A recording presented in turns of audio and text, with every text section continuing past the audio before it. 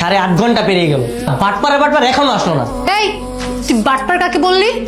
শোন, একটু পরে রবিনের সাথে আমার বিয়ে হলো না, ও তোর দুলাভাই হবে, মনে রাখিস। ভিতরে মনে হয় কেউ আছে। পুলিশ আসছে, পুলিশ। পুলিশ? তুই পালা এখান থেকে তাড়াতাড়ি, অনেক গাধা হব, তুই খাটের নিচে লুকিয়ে থাক। আর শোন, এই একদম মরা মানুষের মতো থাকবি, আমি গিয়ে দরজা খুলছি। দরজা খুলতে দেরি করলেন কেন? আপনি কার সঙ্গে আসছেন? একা এসেছি পরনে বিয়ের শাড়ি কেন? স্যার, হানিমুনে আসছি। হানিমুনে আসছেন একা একা? আপনার কথায় তো আমি ভরসা পাইতেছি না। রুমটা ভালো করে তল্লাশি করো। স্যার, পাইছি স্যার। একদম কথা বলা যাবে না, নড়াচড়া করা যাবে না। নড়াচড়া করলে কিন্তু একদম গুলি করে দেবো। ঘটনা কি? স্যার, আমরা তো বিয়ে করতে এসেছি। কাজে অফিস তো নিচে। আসলে স্যার, যে বিয়ে করবে সে এখন আসেনি তো, তাই আমরা অপেক্ষা করছিলাম। মানে আমার সামনে জ্যান্ত দুইজন পাত্র পাত্রী দাঁড়ায় আছে, আবার বলতেছে যে পাত্র এখনো আসতে দেরি করছে। আসলে স্যার, কোনো কথা হবে না, একদম কোনো কথা হবে না।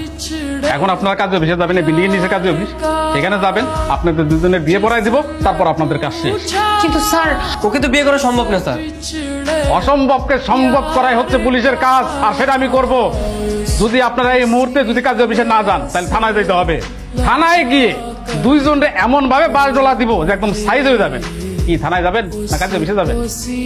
বিয়ে তো হয়ে গেছে, প্রায় ঘন্টা খানিক হয়ে গেছে। আপনার লেখালেখিতে এত সময় লাগতেছে কেন?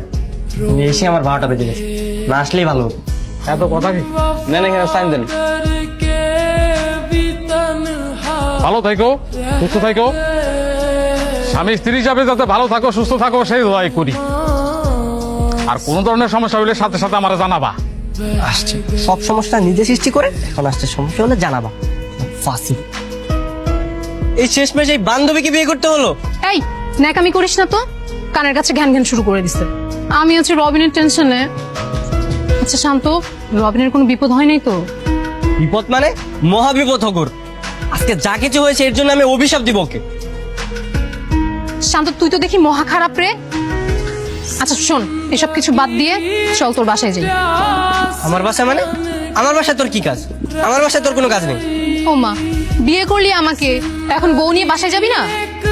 বিয়ে করেছি মানে এটা কি কোনো বিয়ে? আর তোকে বিয়ে করছি তাই বলে কি আমার বাসায় নিয়ে যেতে হবে তোকে?